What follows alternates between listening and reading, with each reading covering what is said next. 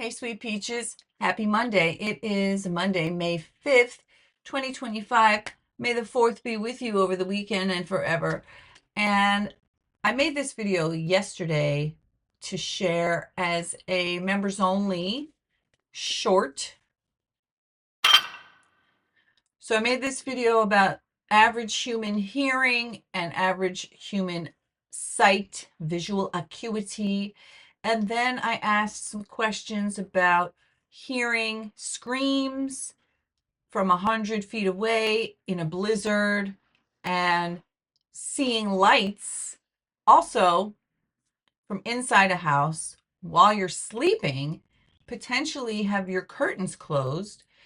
And what is the likelihood of you being awoken by a woman on your lawn screaming, but in a blizzard, and your lawn is quite large and she could be about 100 feet away from you, if not a little more. And this is, of course, regarding Karen Reed and Justice for John O'Keefe, which is what all my videos regarding this have the purpose of, is justice for John O'Keefe. Yes, it's interesting. Yes, it's fascinating. And it's something that I find very interesting to dive into, to investigate, and to talk about. But ultimately, it is really about a tragedy and a man losing his life and two young kids losing their dad, who had adopted them after they became orphaned, losing their mom, and then 2 months later losing their dad. And it's very sad. It's very tragic. And I actually, the more I dive into it, the more disgusted I am at the pro Karen Reed people and how vicious they are. And I've noticed that there seem to be these repetitive speaking points, defense speaking points, and they're salacious and they're outrageous and they sound horrific. But my deep dives, I listened to the entire first trial. I listened to multiple lawyers analyze it and break it down and give their opinion. And then I got to the point where I couldn't stand listening to trial with the lawyers in the corner. I wanted to just hear it myself. I want to hear what questions are the lawyers asking?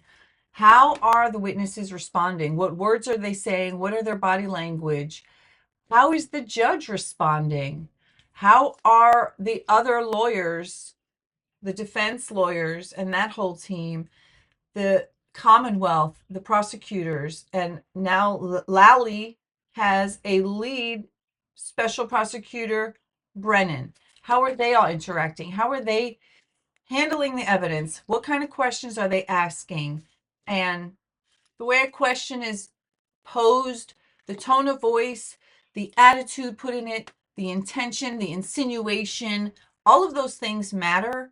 And when people are watching witnesses respond and say things like, she's being elusive, she's a liar, but then to me, if you're not really analyzing the lawyer's questions and you're just looking at how the witness is responding, I feel like you're losing half of the cake in there, like, don't eat a half-baked cake and then complain about it. So one of the things that I saw multiple people saying, I was trying to find, let me find your name so I can shout you out. Big shout out, by the way, the Mark Thompson show. Mark Thompson, he always says that, and he has a little audio drop. Big shout out. And I love that. That's him. Follow him. Jimbo123. Thank you. So thank you for being so generous with your kind comments and also interesting comments. So Jimbo123 had mentioned where the bedroom window was, although so I found the testimony of Brian Albert from trial 1, where he was being cross-examined by Alan Jackson, the defense attorney, and it does sound as if their bedroom window was on Well, he didn't say second or third floor. He said upstairs. So one of the upstairs bedrooms in the front on the left side, he said the two left windows. So, but from what I was looking at the house and everything yesterday, and I saw that side of the house and there's no windows on like the left side. So there are two front windows, but there's not windows on the side. So that would definitely dampen the sound. Then I think he had said he had curtains, although I couldn't find it exactly. I'm going to see if I can play a few minutes of him talking here, and hopefully the sound will play. Then I also wanted to, just before I play him, I wanted to go over how far can a human ear hear? How far can a human eye see? All right, I also wanted to pull this up, which I had screenshotted. This was actually from January 29th, 2022. This was showing the snow has been fast and furious throughout the day, making travel dangerous. The snow has continued to pick up in waves of intensity. Plow trucks have had a hard time keeping up with the rapid snow rates of 1 to 2 inches plus per hour, and at times in eastern New England, in the most intense snow bands, 2 to 4 inches per hour. Okay, so this is the area where Boston is, Massachusetts. And then this little, so this is my little cursor. See my little fancy cursor? See if I can get it in the screen. This. So you can see it here, right there, where I held it. That's where Canton is. Okay, so they were getting a lot of snow. That was that night. And then I also can show this. Okay, because some people were like, it was not a blizzard. It was just like a little bit of snow. So I'm just showing the reports. Whoopsie, I grabbed the wrong. I'm just showing that the reports from that night definitely were showing that this was a blizzard from 10 Boston, blizzard blasts, Massachusetts. I'm getting tongue-tied. Blizzard blasts, Massachusetts, with snow, winds, flooding. Here's a closer look at the impacts of Saturday's historic storm by meteorologist Pamela Gardner, published January 29th of 2022. And it was updated January 29th of 2022 at 9:09 p.m. Okay, and then one more screenshot showing, move myself over a little bit so you can see it better. Okay, so the nor'easter with hurricane force gust winds battered much of the East Coast on Saturday, flinging heavy snow that made travel treacherous or impossible, flooding coastlines and threatening to leave bitter cold in its wake. Okay, Rhode Island as well. Boston was in the crosshairs, and the city could get more than 2 feet of snow by the time it moves out early Sunday. Winds gusted as high as 83 miles per hour on Cape Cod in Massachusetts. Okay, and here is a tweet from 6:31 p.m., January 29th, 2022. Blizzard conditions confirmed at several locations today. So the reason why I'm showing that is because, again, some of these pro-Karen people I've seen in comments have said things like, it wasn't really a blizzard, it was just some snow. Or they say that, you know, when you look at the video from that night from the dash cams, it doesn't look like a blizzard. But that was just, you know, a small clip of the evening. And so I just wanted to show the actual reporting from the actual night, because it was a blizzard and they got almost 2 feet of snow. All right, now I'm going to try this and be honest. This is kind of an experiment for me. I'm not totally sure if the volume is going to play. So this is Brian Albert, and this was his testimony. I did not mean to do that. This was his testimony from 11 months ago, May 13th, 2024. I'd like to listen to this. Let's see if we can hear it. I heard some talk about it, yes. As of January of 2022, John O'Keefe had never been in your house, had he? John O'Keefe was never in my house before. Had never been.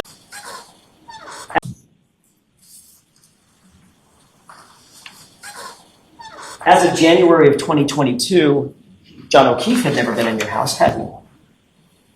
John O'Keefe was never in my house before or after that date. Certainly, John O'Keefe, you would agree with me, he would count, were he in your house, he would count as a stranger to Chloe. Never met her. Hypothetically, yes. I want to ask you a couple of questions about your house.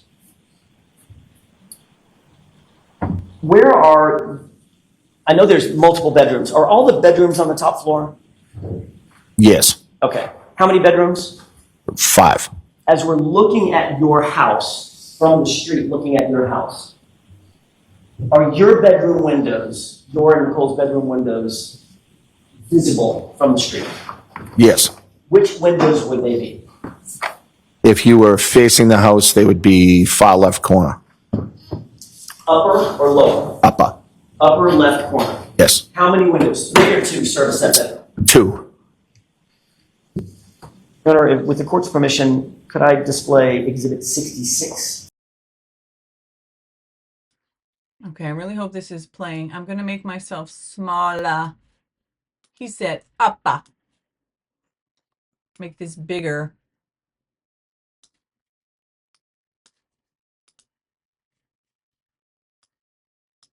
Now, hopefully the sound is playing. I'm going to mute myself so it doesn't double up.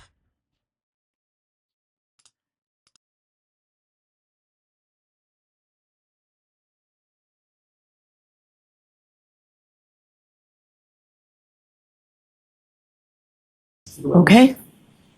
Do you see what is displayed on that television? Yes. What does that appear to be to you? The house at 34 Fairview Road. Okay. Understanding this is a graphic representation, not a photograph. Do you see the windows that you've just described servicing your bedroom on that photograph? So what I will say, after all my research, looking at how large the lawn is, how deep it is, and all that stuff, I can say that this rendering is making it look like this shit is right there. Boop. From here to the flagpole looks like 20, maybe 30 or even 40 feet. But this is actually very deceptive because the flagpole is about 75 to 100 feet away from their window, especially considering they are probably on the 3rd floor, and where that flagpole is definitely 75 to potentially 100 feet away from their bedroom window, unlike what the rendering shows. Representation, not a photograph. Do you see the windows that you've just described servicing your bedroom on that graphic? Yes. Are they right there? Yes. Okay, upper left, 2 windows, correct? Yes. And those overlook what part of the lawn? The front lawn. Okay, front lawn toward the left side of the house, not toward the driveway, correct? Right. I mean, it's the whole front lawn, but yeah. Right, but they're toward the left side of the house. The windows are, yes. Are they asked about the view? Right. So the view's the whole front yard. I'm just trying to make the record, the spoken record, as clear as possible. Right. They're on the left side of the house. Yes. They directly overlook this portion of the lawn, the left side of the lawn. Yes. Furthest from the driveway. Yes.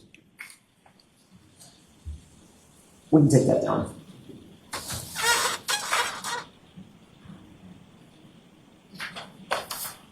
Where's your bed, or where was your bed inside that room, as relates to the windows?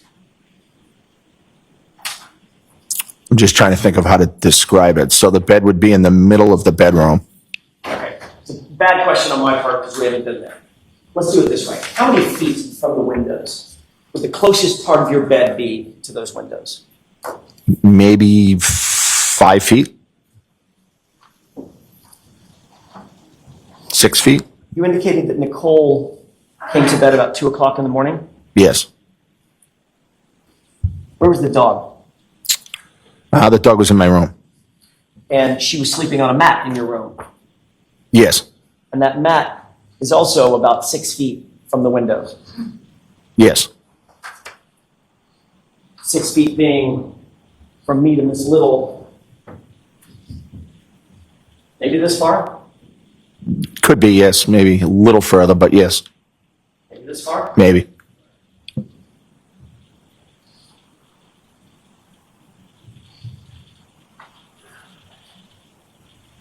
It's a relatively quiet street generally, Fairview. Yes.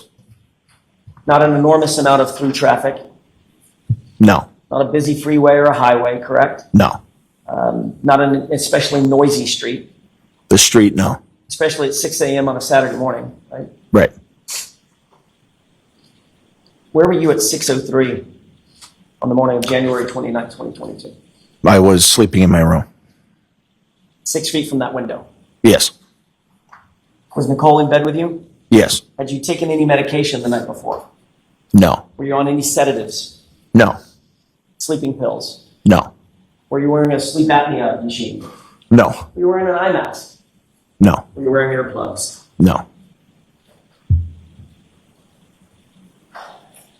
You shortly thereafter became aware that 6 emergency vehicles, including a fire engine, police cruisers, and unmarked police vehicles, a civilian SUV, were all parked in front of your house that morning, correct? I'm not aware of what type of vehicles were parked there, no. You seen photographs since this incident? Of the vehicles out front? Right. No. Are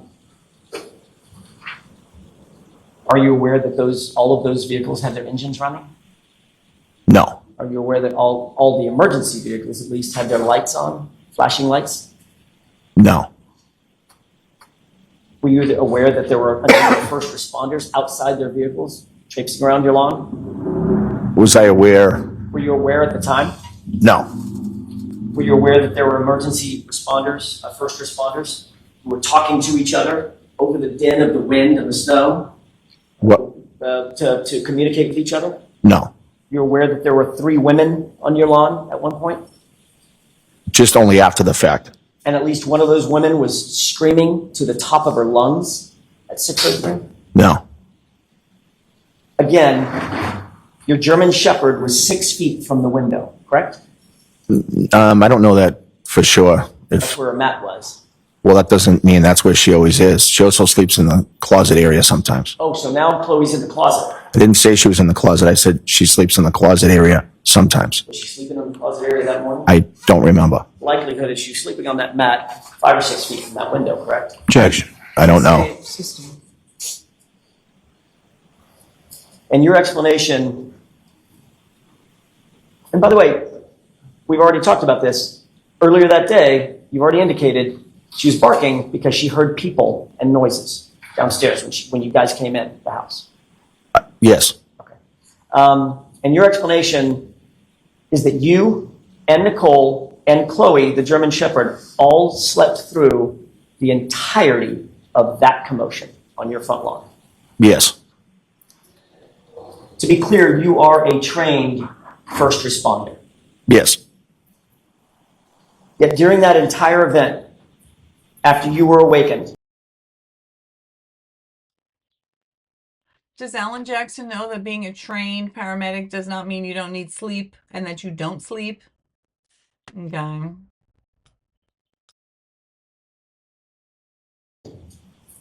all that chaos on your front lawn, you never came out of your house to assist or investigate in any manner whatsoever. Did you, Mr. Albert? Once I was awakened? Correct. No. We've talked about this a little bit, but I want to ask you a couple of other questions about the layout of the house. The house is sitting on top of a basement, correct? Yes. Or was at the time. Describe how you get to the basement from inside the house if you come in the front door. And when I say, I'm sorry to do this, I don't mean to interrupt you. There's 2 front doors that you go in, correct? Yes. For purposes of my question. So I'm going to stop that there because I really just wanted to hear about where in the house was his bedroom. And so Alan Jackson, of course, is trying to make it seem as if, and even with this rendering, trying to make it seem as if the flagpole is right there. Look, he's trying to make it look like it's literally right there. However, that's not how it actually looks. It looks much different than that. So I'm not going to pull it all up because I did all that yesterday. You can go back to watch my video from yesterday where I show that, like I said, it's 100 feet. So here we're going to do, this is what I wanted to talk about. So I'll go first to hearing range. So you could hear raised voices at 100 to 200 feet.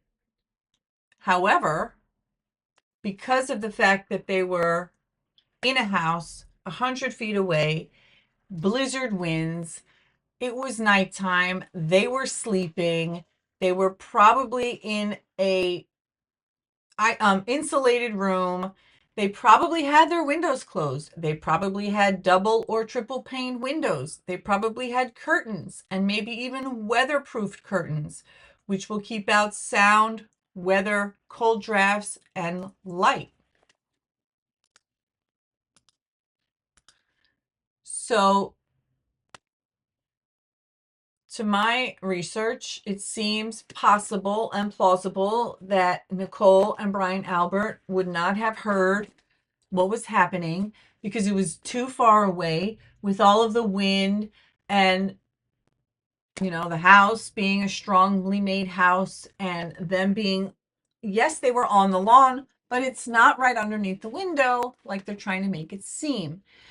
So dogs barking, loud music, you can hear it 500 to 1,000 feet. Train horns you can hear for up to 1 to 2 miles. A jet engine you can hear 2 to 5 miles or more. And a thunderclap up to 10 plus miles, 5 to 10 plus miles. So this is not conclusive. This is, again, just some research to show that, yes, you would think you could hear somebody screaming 100 feet away. However, there was a lot of other factors that you have to think about. And then the same for eyesight. Vision 2020 means that you can see, I guess, let's see.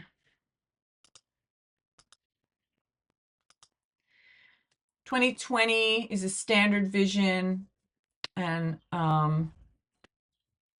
let's see, reading small print like a book, 1 to 2 feet away. Newspaper print 10 to 20 feet away. Reading road signs, large print, 300 to 600 feet away. Facial recognition for a familiar face, 100 to 200 feet, depending on the lighting, the motion, the familiarity. And again, reading newspaper if the lighting is good and the print is bold. So detecting motion, you could potentially, peripheral motion detection can work long distances up to 3,000 feet. A general human shape recognition up to 1,500 feet. You can see a person moving at great distances, but without facial recognition, without facial detail. So seeing a city skyline and mountains miles and miles away. 20/20 vision means that you can see at 20 feet what the average person can see at 20 feet. someone with 20/10 vision can see at 20 feet what others need to be at 10 feet to see, 10 feet away to see. Okay, and then I think I've already, did I go through the hearing? Standard range, 20 hertz to 20 kilohertz. A whisper, which is about 30 decibels, 5 to 10 feet away, which is easily masked by background noise. Normal speech, 60 decibels, 20 to 30 feet. You can hear it clear in quiet environments. Raised voice or shouting, 80 decibels, can be heard across streets or large rooms, 100 to 200 feet away. But then, as I talk about later in this video, if you have all of these factors that are interfering with your ability to hear, first of all, like you're sleeping. Second of all, you're in a home. Third of all, there's howling winds, there's snow, and it's far. So all of these things are going to diminish your ability to hear. So what frustrates me is people, let's see if I were to scroll down. Wait. Where's the comments?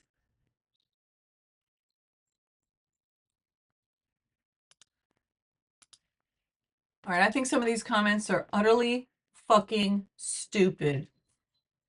A policeman of 20 years, EMT trained military man, never came out of his house when tons of police and fire trucks outside. Wow. Well, motherfucker, if you're sleeping, how the fuck are you supposed to come outside? I could honestly sleep through it too. Okay. He could have initially slept through it. He never came out because he's guilty. Okay, so some people think that that means that you're guilty. He can't answer a single question with a straight answer. I just heard him answer a bunch of questions. Okay. This person thinks, how many innocent folks faced are still behind bars because of this guy right here? They think that they should have investigated the entire property, but should they have? I mean, he was literally 10 feet away from the curb, 12 feet away from the curb. So should they have investigated that other house? What about the houses across the street? How do you determine that? I don't know. I could be wrong. It could just be me. But I feel like it's kind of weird to, what's weird to me is all these people who are ignoring everything about Karen. Why didn't they think anything had happened in the house? Well, because Karen was screaming hysterically. Even Alan Jackson admitted it. He questioned Brian Albert. Why didn't you hear her screaming on your lawn? So she was screaming. He's admitting it. Okay. But why was she screaming? What was she screaming? How did she end up there on the lawn? Who did she call? What did she say to those people when she called? Did she say, John never came home? John is dead? John got hit by a plow? Could I have hit him? My whole thing is to the people, including Alan Jackson, who believe, and a lot of people are saying, Jen lied. Jen never said, I hit him, I hit him, I hit him. She said it later. But my opinion, it's my opinion, even if she never said, I hit him, I hit him, I hit him, and she only said, could I have hit him? Could I have hit him? Did I hit him? Did I hit him? Did I hit him? Could I have hit him? Could I have hit him? Did I hit him? Did I hit him? To my mind, how is that really any different? She's still insinuating herself into the driver's seat of her SUV, backing into this guy, somehow hitting him by her own words, by her own questions. So if I was a juror and I was sitting there and I'm contemplating Jen McCabe's testimony, Kerry Roberts' testimony, the video clips that we saw of the dash cam, the video clips of Karen's own words in an interview that she chose to do. It would be one thing if she said it on the stand with a very hostile attorney who had been badgering her and asking her questions for hours and hours, or some kind of, police interview, interrogation after hours and hours and hours. And then she's like, well, I hit him. I thought he was, did I incapacitate him somehow? Did he fall down and never get up? But no, this was in an interview that she chose to do. She willingly sat down and was recorded on film with audio, with visual, with words, and she was speaking out of her own mouth saying those things. I was expecting to find him on the side of the road. Jen and Carrie did not make her say that. So what these pro-Karen people believe is that Karen dropped John off at the house. He walked into the party. He went into the party. He got beaten to death somewhere. Some people say in the basement. Dragged out of that house, dead, and left right on the exact spot where Karen had dropped him off, which they knew, so that they could frame her. But then somehow she magically, without knowing that they killed John, without knowing that they put him right in the exact spot where she left him, she magically wakes up at 4:50 something in the morning, frantic that he didn't come home. She just knows. She knows he's not passed out on the couch. He's not passed out on the couch in his own house. She just somehow knows he's not passed out on the couch of the house that she left him at.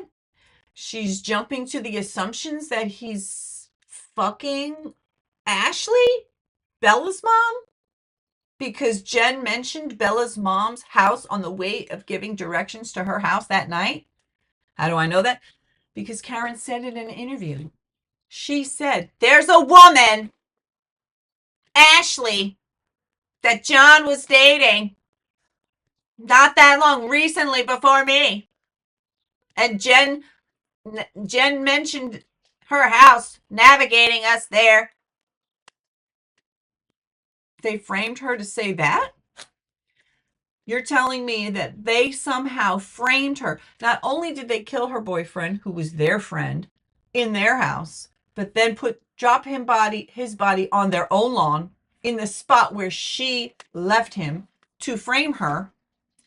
They also somehow mind controlled her so that she would wake up at 4 something in the morning, panicked that something had happened to John. Either he was fucking somebody else or she was going to find him on the side of the road, and get her to panic about, did I hit him? Did I hit him? Could I have hit him? Could I have hit him? And she magically had a busted taillight. I saw the picture. Where you could see, even though it was snow covered, you saw the left side looked like this and the right side looked like that. And there was some snow where the taillight was supposed to go. So,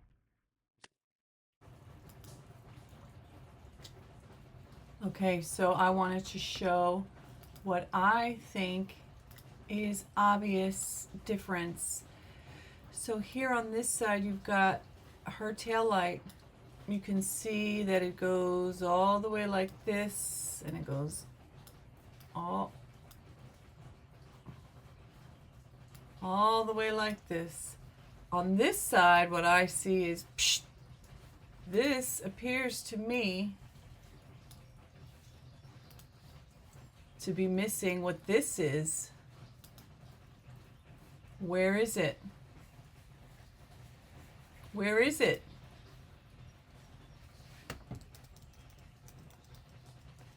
See what I'm talking about? This does not appear to just be snow over here, because look at the difference. I definitely see a difference. I see this part like that, and this right here. Where's the rest of it? This appears to be broken and filled in with snow. That's what I see. See? This goes all the way like that. And this doesn't. To me, this looks broken, not just snow-filled.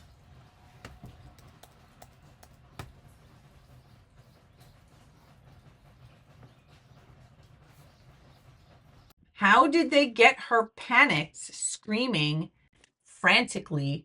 Let's just pretend that Jen was wrong. Karen never said, I hit him, I hit him, I hit him. And she only said, could I have hit him? Did I hit him?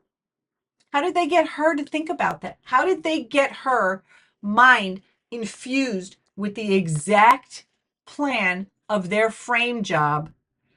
In her mind, if what she's saying is true, she dropped this man off and he walked into the party. So where in there does she get her mind into, I hit him, I hit him, I hit him? Could I have hit him? Did I hit him? They framed her to say the exact thing because they would have had to plan that they were going to frame her by putting his body right where she dropped him off the night before. Did they also somehow manage to, like, his phone never came in the house either? I mean, that phone data looks like it might have gone a tiny bit, but that's on the outskirts. Yesterday, my son had a game and he was on his way back, and I follow his little bubble. And on the way home, there was a few moments where it said, there was a circle. Instead of his little dot saying like exactly where he was, there was a circle saying he's somewhere inside this. And yeah, he could have been on the outer edges of it, but I felt like he's probably somewhere in the center of this dot. That makes the most sense. Why would he be on the outskirts? You know, it could be, it's possible, but is that conclusive again? No. However, the fact that the temperature of John's phone never got warm again leads me to believe that the wide rim of those circles, the ones that were wide enough to potentially go maybe in the house, are counterbalanced by the fact that the temperature of the phone never got warmer. So, you know, it's not 100%, it's not a fact. If you're saying there's a circle here showing that he was literally outside the whole night, then there's a circle here showing that he could have maybe gone partially into the house. However, with the temperature data of the phone, that makes it a lot more likely that he stayed outside. His phone stayed outside. So that's what I was saying. So somehow he went inside, but his phone stayed outside the whole night. And then they killed him in there. And then they just happened to perfectly know not only to leave him in the spot where Karen had dropped him off, but right on top of his phone that had been out all night. I know, it just doesn't make sense. Why did they kill him? Why did they want him dead? You guys who think that these witnesses are lying about everything, you can't answer straight questions. Like, what are you talking about? If you are trying to get somebody to say something that's not true, and then you're like, you know, answer this question, and they're like, eh? And then you're like, because they're not answering the question the way you want them to answer it, because they're not saying the thing that you are trying to force feed into their mouth to get them to say, they won't say what you want them to say. Then you turn around and say they won't answer the question. You mean they won't say what you want them to say? They won't spit out of their mouth something that you think it would exonerate Karen. You think it's going to implicate them. You think that they have this magical answer, this magical mystery clue or evidence that they've hidden, they've destroyed, they're hiding because the man was asleep. The man and the woman, Nicole and Brian Albert, were sleeping in their own fucking house with curtains closed, not paying attention to what's going on outside. And yeah, it's a quiet neighborhood, but it's a large neighborhood. It's a big neighborhood with big houses and big lawns, and people were fucking asleep. They weren't staring out their window. And, you know, why should he run outside? Should he run outside? I don't know. If there's a bunch of people doing stuff outside and you don't know what the fuck is going on, wouldn't it be better? Like, that's the other thing. He was a first responder. Do you realize that people like are not 24/7 working? Like, people have lives outside of what they do, and just it's like somebody's on an airplane. There was that clip of a cop, not a cop, a doctor. He's on an airplane, and then somebody's having a medical thing, and they're like, "Who's a doctor?" And he's like, "I just had 2 alcohol drinks. I am not on the clock. I could get sued for malpractice if something goes wrong. I should not be working. I'm not in the state to be working, in the state of mind. I'm not going to risk somebody's life trying to be a hero, jumping up and say, hey, I'm a doctor." You know, same. It's like if you're in bed, you're sleeping, you're literally not on the job, you're not working. Why are you going to jump up? And I get it. It's like there's times when you're not working, you're not on the job. So you're, but there's an emergency, you have to do it. Okay, of course. But in this situation, well, first of all, he was asleep. And second of all, there was a bunch of people already doing it, doing the job. So trying to say that he's guilty of murder because the man was asleep and didn't run outside to help something that he didn't even know was happening until like he wakes up, and it's like by the time he woke up, I think John had already been taken away. What was he supposed to do then? I think he woke up and he answered questions. So again, I'm not going to say that they did a perfect investigation. The red Solo cups and the leaf blower on the snow on the evidence is awful. It's very, very bad. Is that enough to create reasonable doubt so that Karen gets not guilty? Maybe. It could be. It still could be. I haven't decided, like, what I think this verdict should be. I'm just looking at the research. Oh, I see it's almost 10 o'clock, and now I'm like an hour behind of the day, which is great. So what I'm going to do is I'm going to continue to watch trial. I'm going to watch today, and then during breaks, when I have a break and when they're at a break, I will make little clips about my thoughts, and then I'll compile them together and share it later. So thank you for being here. Thank you for my new subscribers. Thank you for my old subscribers. And if you watched a video and you liked it, please, I invite you to subscribe. It would really help me a lot. It will help grow my channel, get my videos out to more people, and I would love that. So thank you for your comments. I really appreciate you, and I will see you. Well, actually, the video is going to continue, so I won't say goodbye. I always say goodbye, but then there's more video. So enjoy the rest of the video. Hello, my sweet peaches. I really thought I was done, at least for the day. And then I thought, I was looking into how far a human could hear or see. So in normal conditions, if you've got 20/20 vision, you can see 20 feet. In normal conditions, if you've got decent hearing, you can hear about, okay, so I'm going to, I did ask ChatGPT again for some basic information, asking it to verify for accuracy. So, ChatGPT sometimes is wrong, but sometimes it gets things right. So it may or may not be accurate, but I thought it's probably reasonably accurate. All right, let me fix this. All right, so I'm going to start at the bottom and then scroll up again. Okay, so daylight, human visual acuity. In daylight, in clear daylight, detect a standing person about 1,800 feet. Recognize facial details between 100 and 300 feet, again, depending on your eyesight.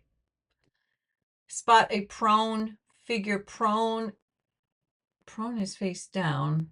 100 to 200 feet, depending on the shadow and the contrast. In night, urban lighting.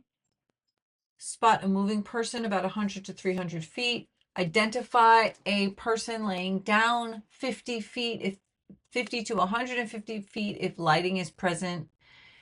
In a dark rural night with no moonlight, human vision without artificial light is 0 to 20 feet, limited by starlight or moonlight.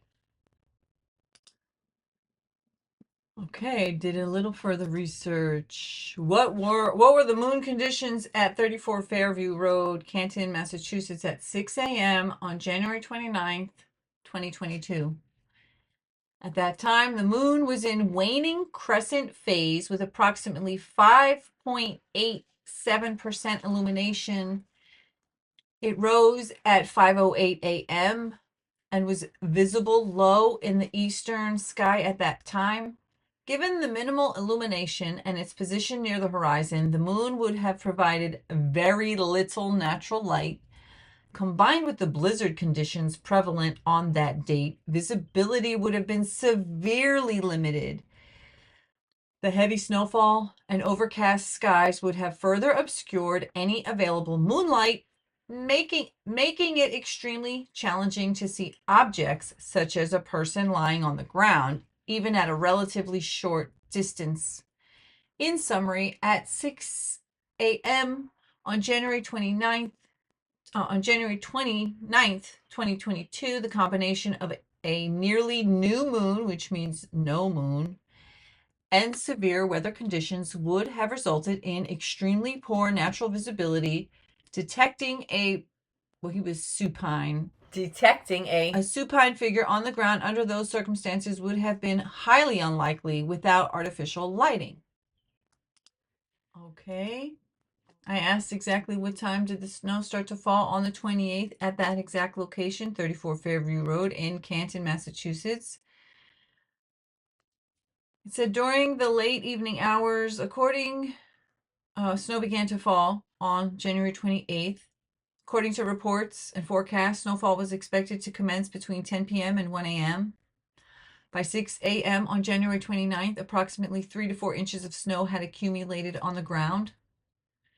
And if a person had been laying on the ground since 12:30 p.m. on January 28th, no, it was on the 29th,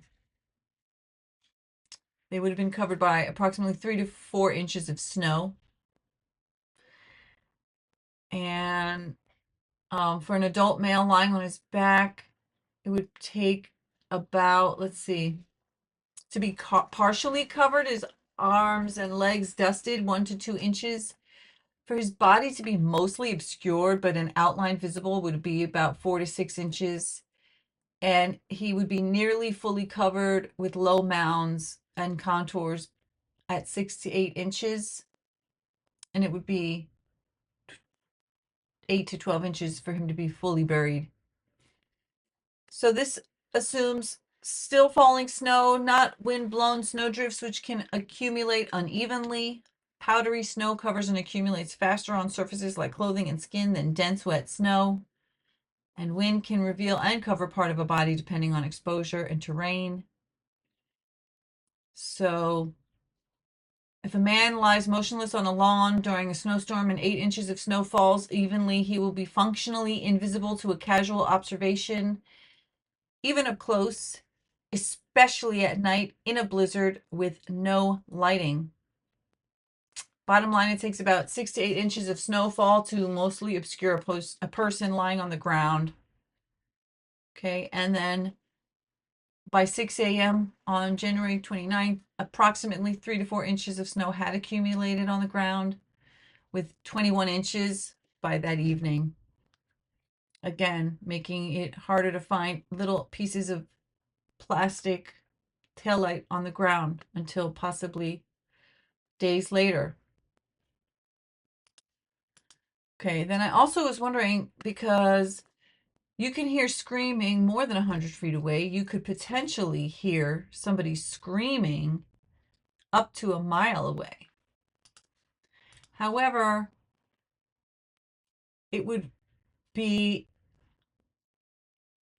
in ideal conditions. So if somebody is screaming 100 feet away, they're outside on the lawn of my house. My lawn is at least 100 feet left to right and at least 75 feet from the curb to the front door. They are on the furthest edge of the lawn away from the house at 6 a.m. I'm sleeping inside the house sold for $900,000. It's a 5-bedroom home, and I'm somewhere inside. Will I hear them? It's also a blizzard. Okay, short answer in summary, you're unlikely to hear somebody screaming 100 feet away on your lawn during a blizzard, especially if you're asleep inside a well-insulated large home. Here's why. Distance and sound attenuation.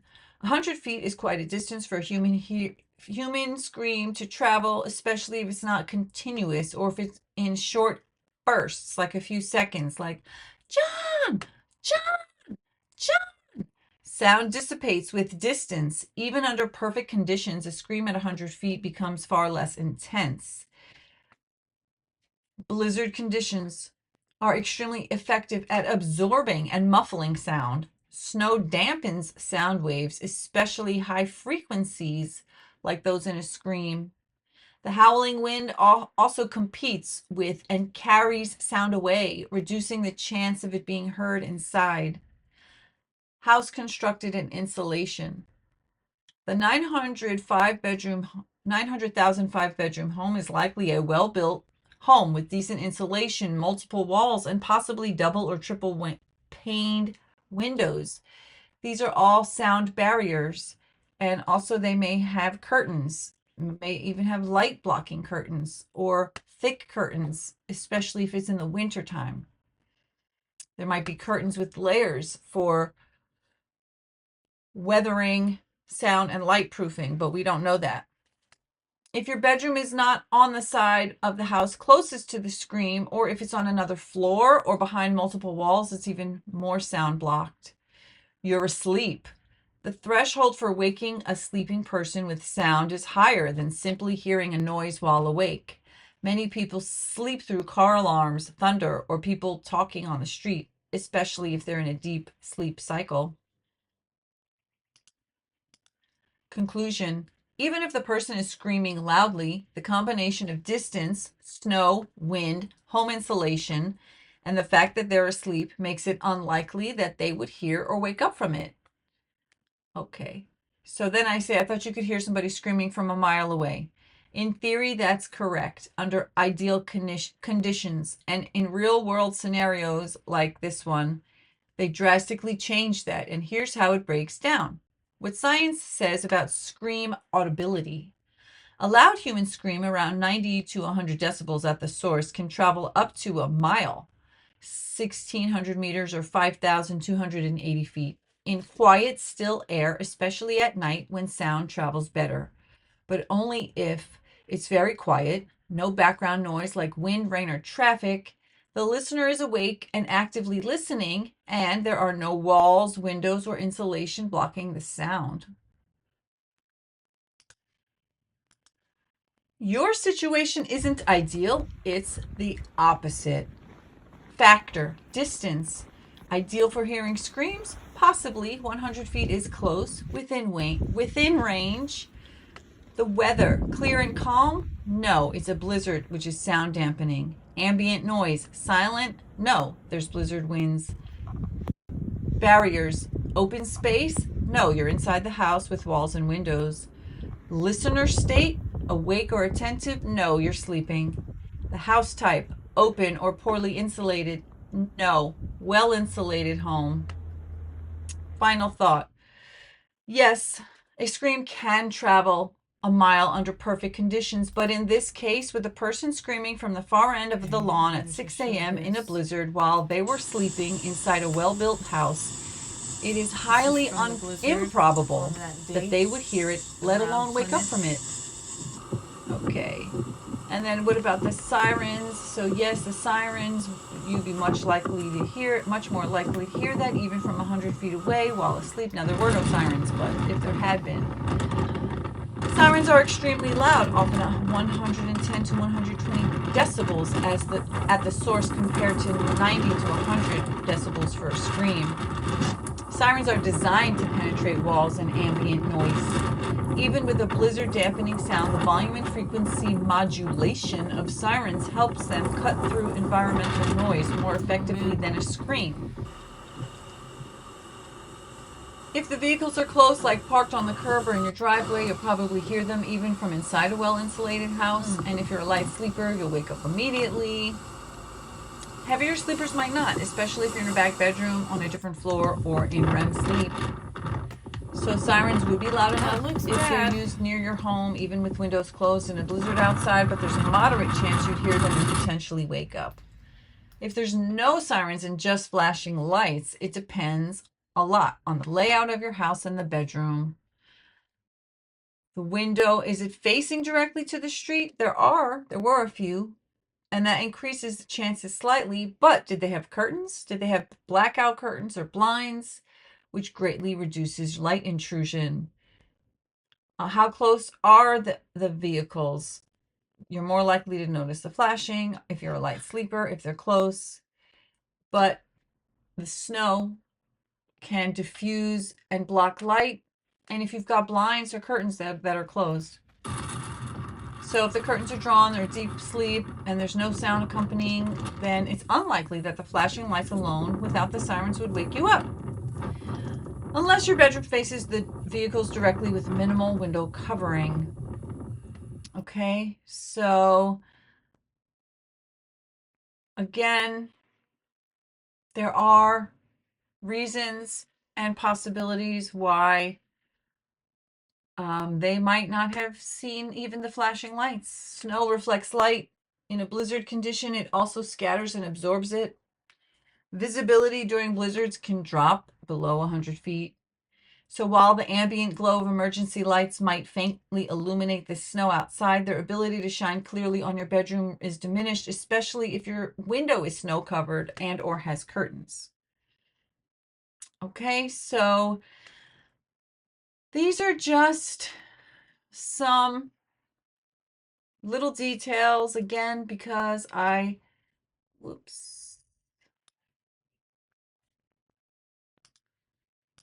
was curious, since I had been looking up, hearing, and then I realized like screams are louder, they penetrate farther, and so I wanted to explore that as well.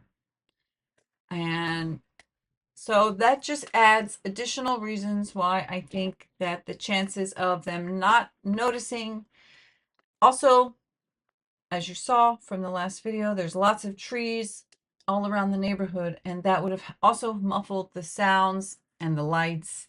And if they have curtains, if their bedrooms were not directly in the front, if they were on another floor, if they were in the back, if they were deeply sleeping, any of those reasons, plus all the other reasons that I just explored in the last video, make it clear to me that it's very possible that they would not have seen him there, and they would not have heard Karen Reed screaming in the morning, and they would not have been woken up by the lights flashing, and that they actually did sleep through it, not because they were busy cleaning up the mess of the murdered man, but because they were sleeping blissfully unaware that there was a dead man on their front lawn.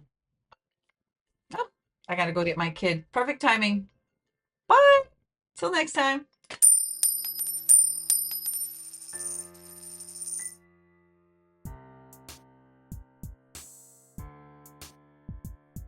catlovedreamingpeach.com.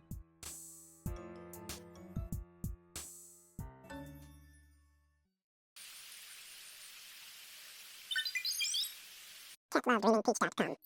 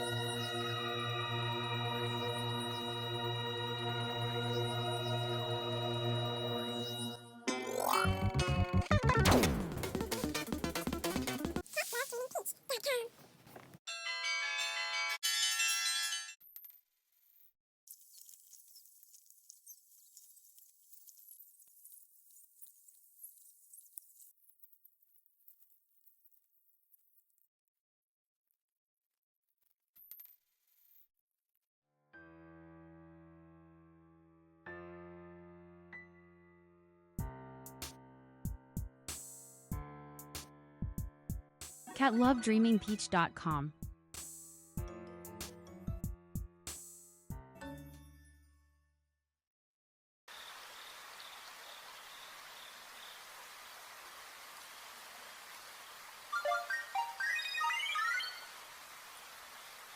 catlovedreamingpeach.com.